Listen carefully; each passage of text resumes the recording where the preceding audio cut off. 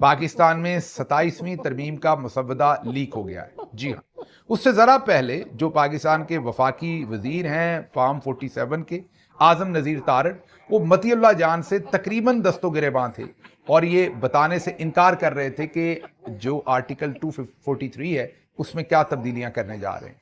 जब मतीउल्लाह जान ने ये सवाल पूछे तो वो जिग जैग कर रहे थे, बल्कि पीपल्स पार्टी मुसवदा देना चाहती थी या दिखाना चाहती थी सहाफ़ियों को, और आज़म नज़ीर तारड़ उनसे तकरीबन वो मुसवदा छीन रहे थे। ये अब से 1 घंटा पहले की बात है। लेकिन उसके बाद क्या हुआ कि यकायक ये मुसवदा जो है वो आज मीडिया में लीक हो गया।